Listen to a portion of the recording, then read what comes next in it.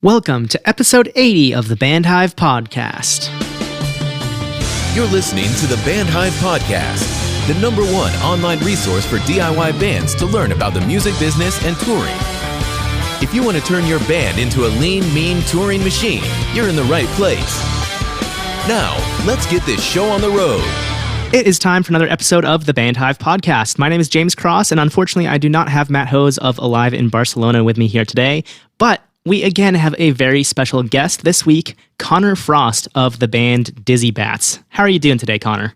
I'm doing well. I really appreciate you having me. Yeah, glad to hear that, and thank you so much for reaching out and wanting to be on the show. It seems like you have some really interesting topics to talk about because you've had a quite long career as a DIY artist, and through the ups and downs, it seems like you've learned a lot that a lot of artists don't think about, like mindset things and time management and those kind of topics, which is a lot of the stuff that we should talk about more on this podcast, but sometimes we don't. So it's a pleasure to have you here. But just as we get started, that story was so inspiring that you've toured internationally, you've played Canada, you've played Asia. Can you kind of share just, the elevator pitch of your musical life story for the listeners who don't know your work? Yeah, sure. So my name is Connor, and I'm a musician, I'm a teacher, and I now have this mentoring practice where I help hidden musicians to write and release their first album. And I've always just been someone who's learned by doing. Before I became a teacher, I didn't really take any education classes per se. I just basically started teaching, and then I kind of learned along the way. And that's kind of been the case with my music career as well. You can Google a ton of different things. You can take these online courses and you can talk to people, but I think you really have to get in the trenches and actually start doing, right? So over the years, in terms of booking tours and self-releasing records, it was just that kind of thing where I just kind of went in and I did it. And yeah, it was definitely messy along the way, especially when I look back. But I don't know that I would be where I am. Well, I know that I wouldn't be where I am without sort of all those learning experiences. So yeah, so you sort of said ups and downs, and I would argue there haven't been any downs per se, just because I've learned from those downs. So it's hard to call them downs if I'm coming out the other side, better for it. So all those experiences, it led me to, as well as, my teaching background, it led me to starting to work with musicians who are looking to really get started, and who are maybe having trouble starting, having trouble finishing, writing that song, having certain blocks that are keeping them from releasing their album. So it was the kind of thing where, I was able to just sort of leverage my experience as a DIY musician to help others who are looking to do something similar.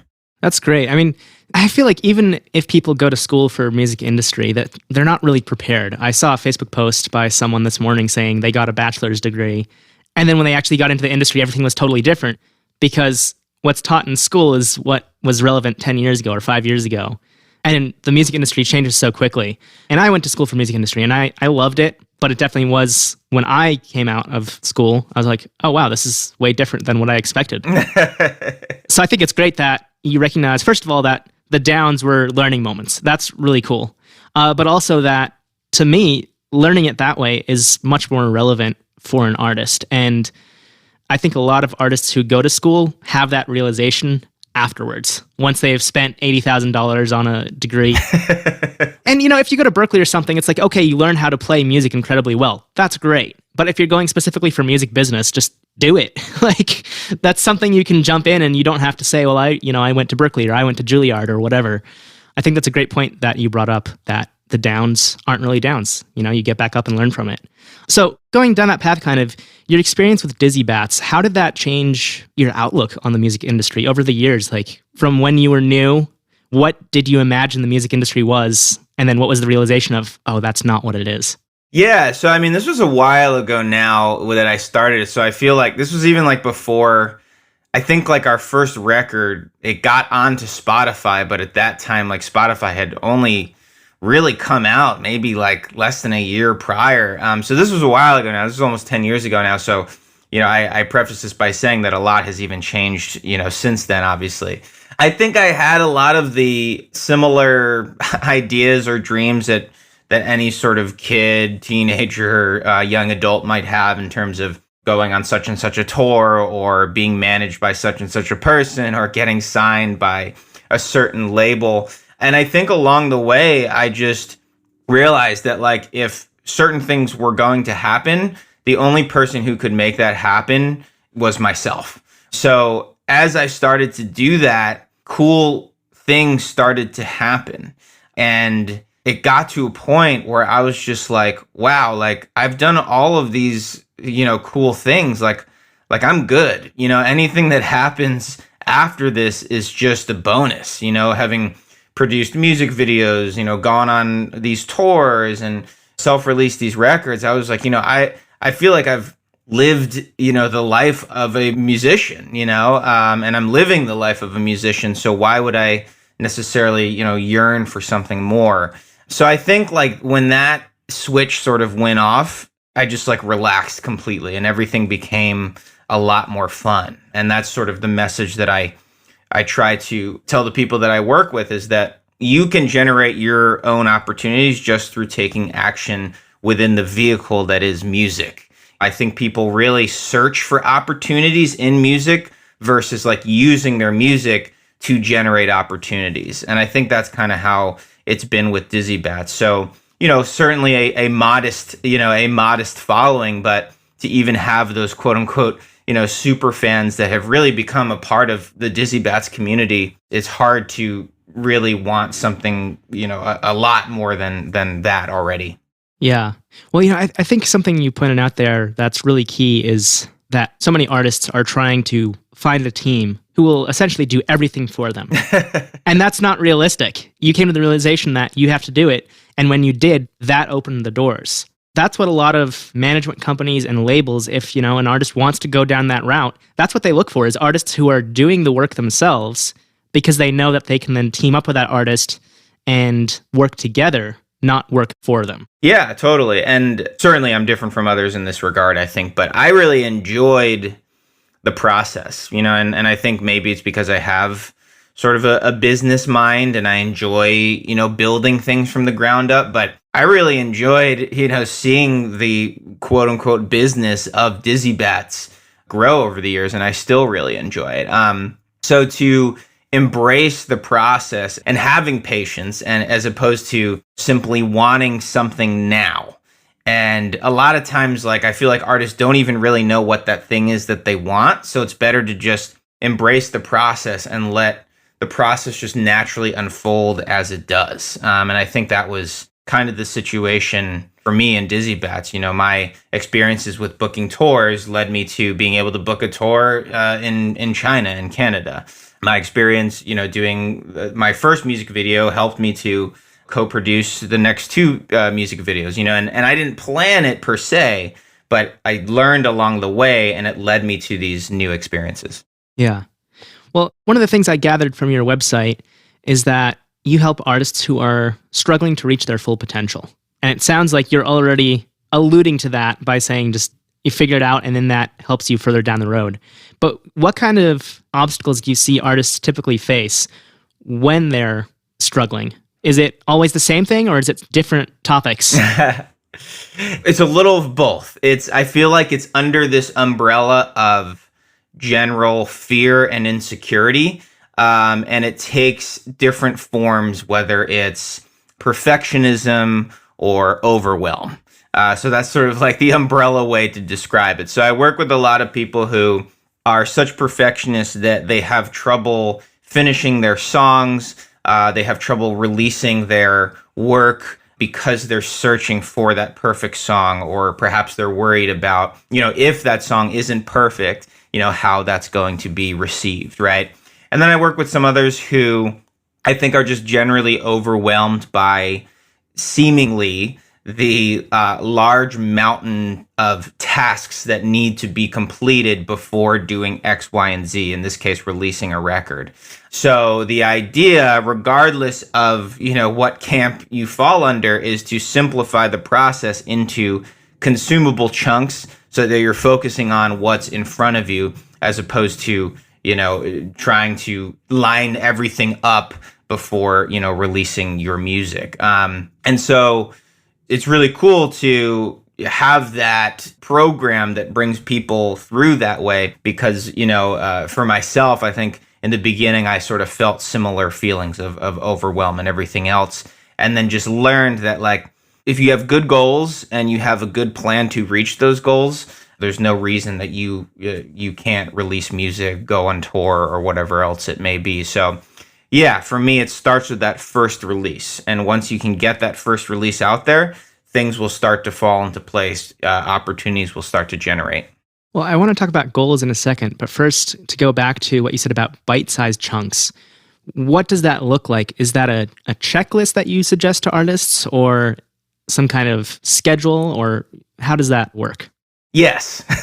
So a yes to all of the above. So in terms of those who work with me, it's a mix of scheduling, self-scheduling, as well as checklists. And my sort of signature approach is each week you pick what I call 3 to 5 missions to accomplish that get you closer to your goal. So if your goal is to release your first record, for example, you're going to pick missions each week that get you closer to that. So the idea is to make them as specific as possible. Because I think sometimes when we sit down to do music, we're like, all right, I'm good. Like, let's work on some music. And then, like, we have no idea what we actually want to work on. So getting really specific, like, write the lyrics to verse 2 of such and such a song, or write a melody for the chorus of song number 3, whatever it may be. And even if that only takes a few minutes out of your week, that's okay. Like, as long as you're getting closer to that goal, as long as there are focused missions to get you there, that's what it's all about. So that's sort of the signature approach, 3 to 5 missions each week to get you closer. And certainly checklists are involved and different, scheduling apps depending on the client. But that's essentially the extent of it. Yeah, that's great. So that makes me wonder, when you're setting these goals, do you have it set up? Because you said that the artist can choose which ones they want to tackle. Do you have it kind of set up like, here's group A of goals, you can pick anything from there, but don't go to group B before you finish everything in group A? Yeah, so there's a little bit of that, certainly. And a bit of a distinction as well between goals and missions, right? So the goal of the program, in my case, is to finish writing X amount of songs or to release X amount of songs, depending on the client's creative process. And so those missions, with the guidance of the program and myself, we come up with during each session. And so it's not necessarily grouped, but there's a lot of conversation between, myself and the person that I'm working with to come up with those 3 to 5 tangible missions each week.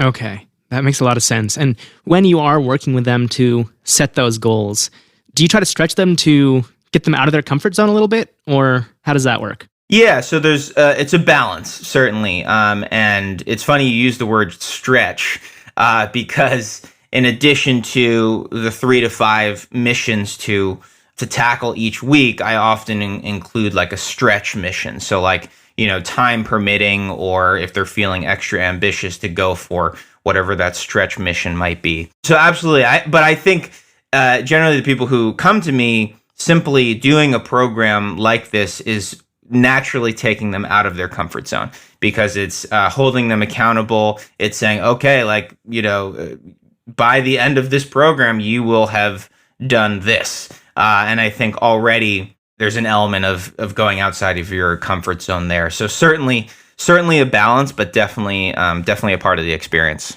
That sounds great. And so the program you're talking about, do you have a set length for that? Or is that just until the artist is done, until they're ready? Yeah, so it's a 12-week program generally.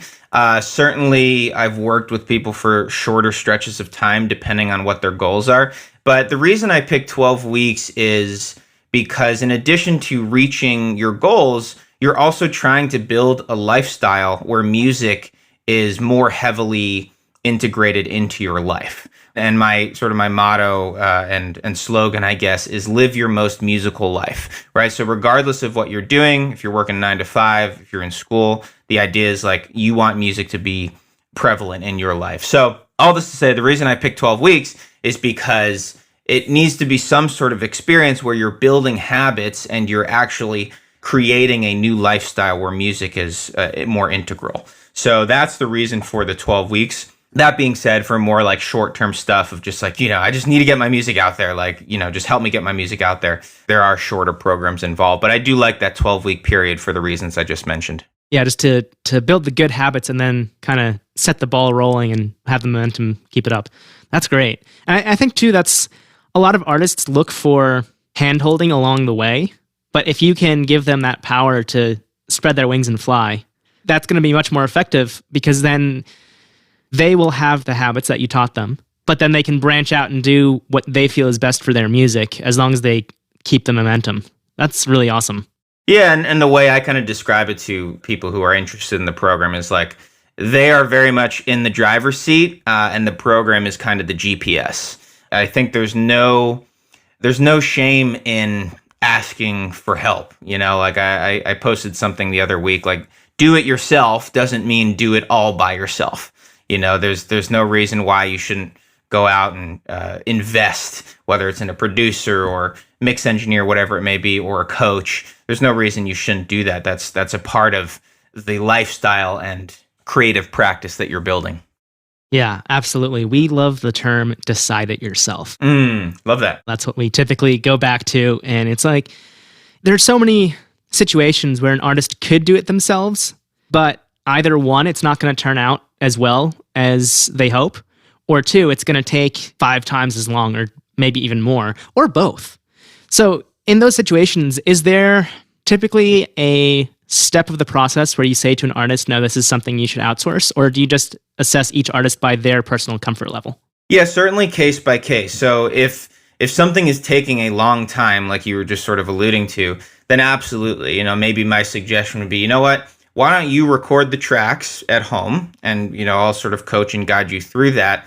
But when the time comes, I'll help you find a mix engineer, and you can send them the tracks so that they can actually mix your songs. So yeah, outsourcing, or suggesting outsourcing, I should say, is a part of the experience. So, if I feel, or if we decide together that outsourcing part of the process is in, your best interest, absolutely, that's a route that we would take, that you would take. So certainly that's a part of the process, and also a case-by-case basis for sure. Yeah. So I'm curious then, some artists just don't want to hand over that control, and it can be a really tricky situation to navigate. How do you handle that when it comes up?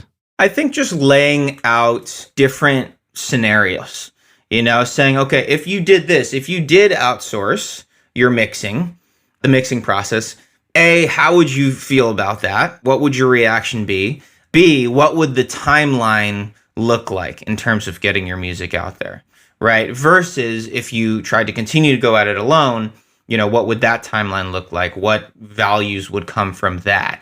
What education would come from that? So I think just like talking it out and really concretely putting it into packages as much as you can, so that someone can be like, okay, yeah, actually this route sounds good, or this route sounds good, or this route sounds good. So that's generally what I do, especially like in the first session. It's a lot of like, have you thought about doing this, or have you thought about doing that? If you did this, how would you feel about that? And just really like talking through and figuring out like, what is the problem currently? What are some solutions? How could you solve it? And if you were to solve it in that way, what would it look like in terms of execution and everything else? Yeah. So basically looking at the pros and cons of each approach and then making a judgment based on that. Totally. And, and I think there are certain situations where it's like, no, you should definitely do this. If you're taking 10 years to release a record, then it's like, okay, you should probably outsource the mixing process, or you should probably look for a producer. So it's not necessarily black and white, but I like coaching because it's less about giving the answers, and it's more about like empowering the person to come up with the answer themselves and to sort of see things potentially in a different way. Oh man, that's great. I love it. And that alludes to something called the hero's journey, which basically is, for listeners who don't know, if you're always the hero of the story, you're probably not providing the best value to whoever you're working with. And it sounds like, Connor, you figured that out already. Maybe you've even read the book. I haven't, but that sounds up my alley for sure. Yeah, and it sounds like that's exactly what you're doing, is you're not saying, I'm the hero, I'm going to fix everything. You're saying, I'm going to help you figure out what needs to be done. And I think that's one of the biggest, most important aspects of a good coach. Because if a coach just does everything for you, then they're not a coach, then they're a manager, you know? Yeah, or they're a consultant, but they're not a coach, yeah. Yeah, exactly. Well, so continuing down the path of the hero's journey, and you mentioned an artist, and I don't know if this is a real situation, but an artist who spent 10 years working on an album. Can you talk a little bit about some of the varied approaches you've had to take to artists who, you know, maybe they've never done anything before and they just don't know where to start, compared to artists who've been around the block, but they're just stuck on something?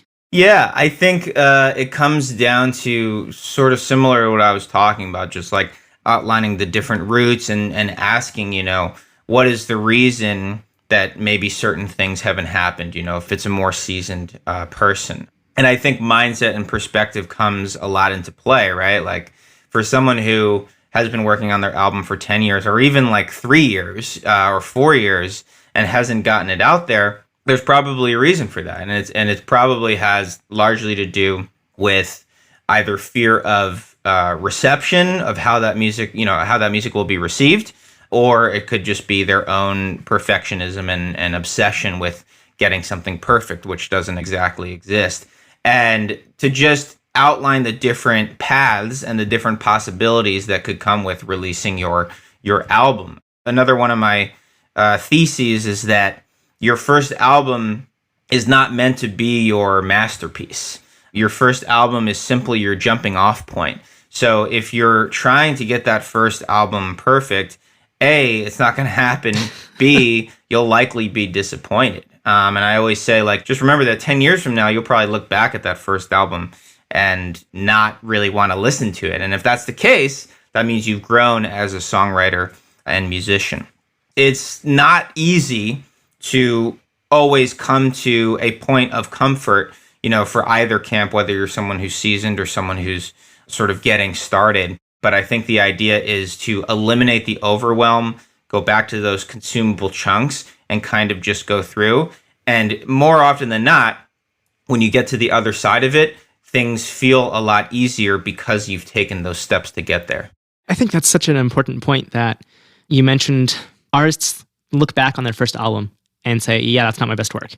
And it also, to go deeper into that, if you look at most commercially successful bands who are signed to a major label and they've been doing music for 10, 15, 20 years or more, most of them have like 2, 3, 4 albums before they got signed to a major label. One exception I can think of is Panic at the Disco, who got magically discovered and their first album was huge. But if you look at, you know, Jimmy Eat World, AFI, Taking Back Sunday, all those guys, they'd been around for like 5, 10 years before anything really took off for them. So when it comes to setting realistic expectations, because that kind of goes hand in hand with not thinking that your first album is going to be a big hit and you're going to be a superstar overnight. How do you walk artists through that? Because that can be an uncomfortable realization for them that, hey, I'm not going to be a superstar next week. It's going to take me 5 or 10 years to really build this up. Yeah, so there's a couple things to that. One is, I think, defining good goals, right? Like sometimes I'll ask people, I'll be like, what goals do you have for this year? And they'll be like, I want to get X amount of plays on YouTube or Spotify. And my thinking is, well, you haven't worked on the music yet. You haven't released the music yet. How are you already jumping to that goal, right? And so for me, a good goal is something that is within your control.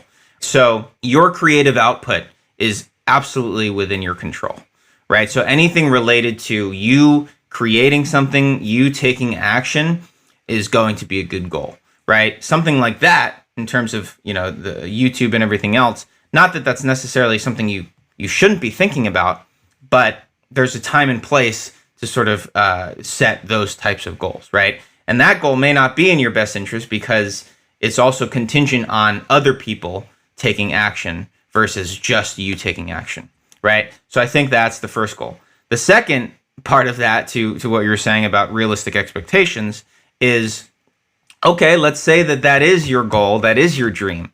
The only way you're going to get there is by you yourself taking action first and releasing your music. So, and that's what I always say is, like, regardless, with some exceptions, regardless of what you want your music career to look like, it's going to start with taking action, and it's going to start with getting that first record or single out there. All right, that's awesome. And to break that down, you're essentially talking about the difference between leading indicators and lagging indicators. Leading indicators, like you said, that's something you have control over, and you can set a goal and say, I'm going to do this. Whereas a lagging indicator comes from you doing something, but it doesn't mean you're going to hit it because you do this. That doesn't mean you're going to blow up overnight or get 1,000 streams on Spotify or whatever the goal is. So I think that's a really great distinction, because a lot of artists do say, hey, I want to hit, 1 million views on this video or 100,000 views or whatever. It's like, well, have you thought about what that takes? So I think that's a really important point to discuss with artists, especially if it's their first time doing this. If they've done it a few times, they're typically like, you said you learned from what you're doing. So if they've done it a few times, I would hope that they have those more realistic expectations because they know what goes into it.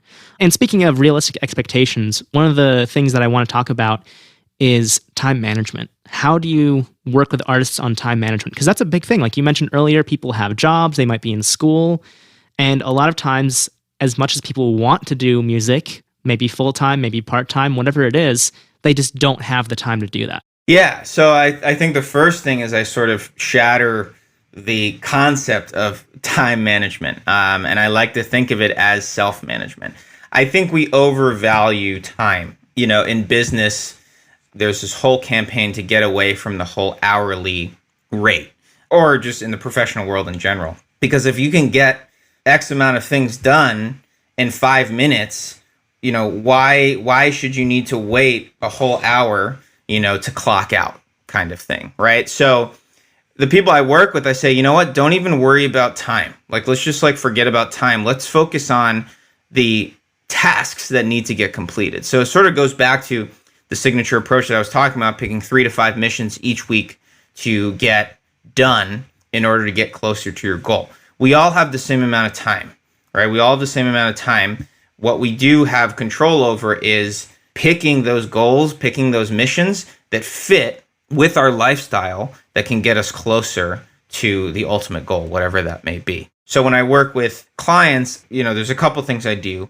One is absolutely sort of not worrying so much about spending X amount of hours on their music. Like I'll get people who are like, well, I want to write songs for an hour each day.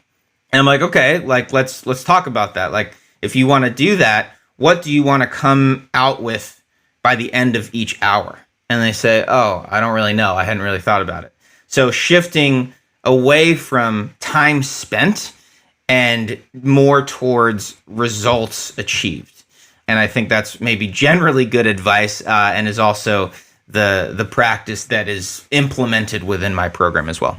Yeah, I think that's a great way to look at it, because it kind of takes away the expectation of, hey, if I, noodle around on guitar for an hour, I did what I wanted to do. It's like, well, but did you really write for an hour, or did you just noodle around?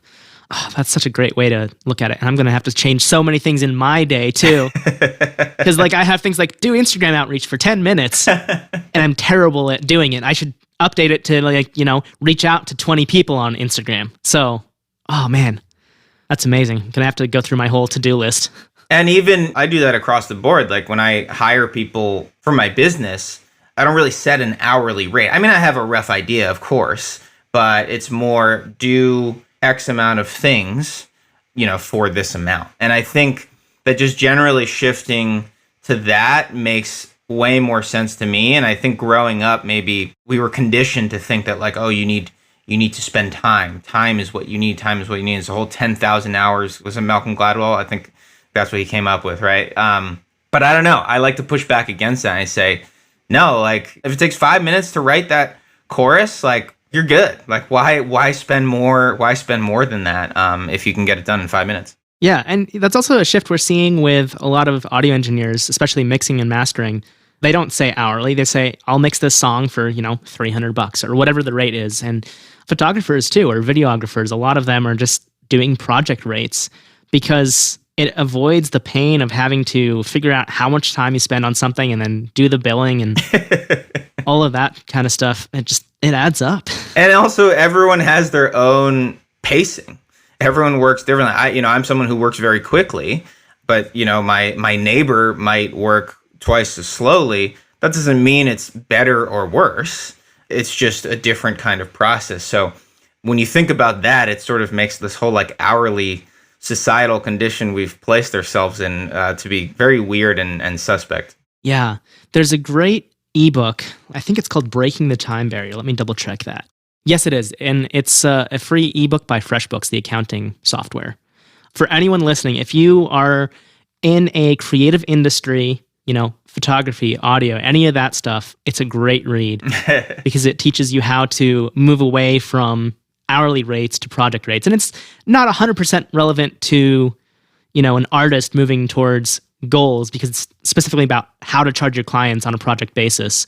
But because so many artists do have side hustles in the creative fields, whether it's audio, video, whatever, I want to shout out that book because I think it's really a great resource for people to read. Yeah, I'm going to check that out as well. Awesome. Yeah.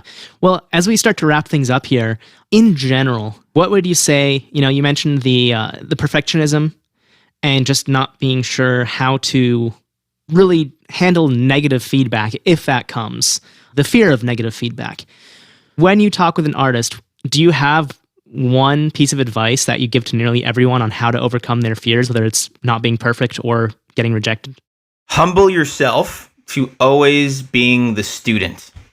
If you assume the role of a student, which we all are, none of us are the ultimate expert musician. It just doesn't exist. And that's the beauty of music, is that we can learn for the rest of our lives, right? So we are all students. So humble yourself to be the student, then your journey becomes more about the learning process. It becomes more about the education, and to view it as the long game, view it as something that ideally we're going to be doing for the rest of our lives. So if you can settle into that mindset, things are going to be a lot more fun because you're always going to be learning. You're always going to be looking towards that next thing. Like, we released a record in February of this year, and now we're writing for the next record. We're absolutely stoked to move on to the next thing. So if you can do that, make it more about the education, things are going to become a lot more fun. So humble yourself to always being the student. I think that's great because that goes full circle back to what you were saying at the beginning of the interview, talking about your story, how everything was a learning experience. That's perfect. Totally. And still is, for the record. I am with everyone on this journey. Like, I think, and I'm just sharing things along the way, basically. I'm there, James is there, like we're all there. And it's if you embrace it, it's a lot of fun. Yeah, for sure. I mean, one of my favorite quotes is, the day you stop learning is the day you start dying.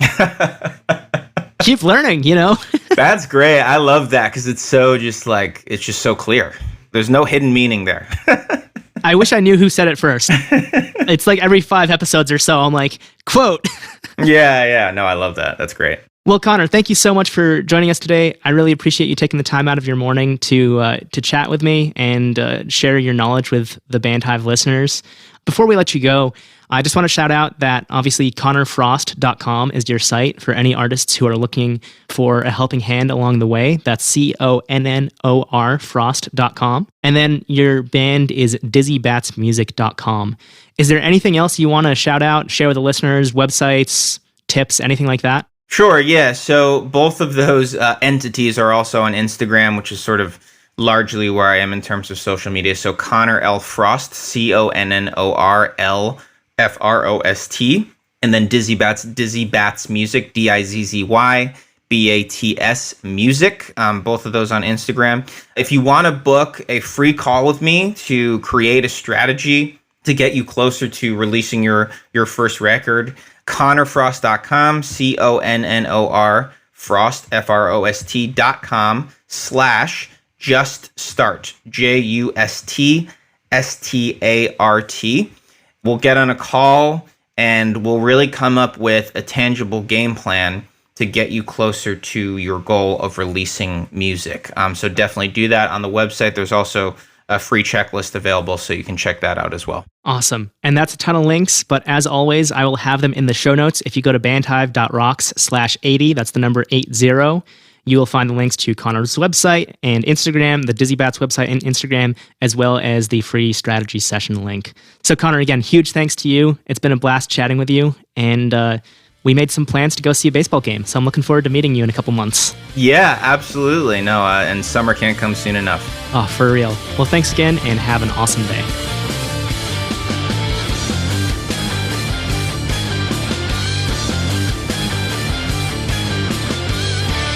That does it for this episode of the Bandhive Podcast. Thank you so much for tuning in and listening, and huge thanks to Connor Frost for coming on the show and talking about mindset and goals and all the knowledge that he dropped that a lot of artists need to hear. So thank you again for that.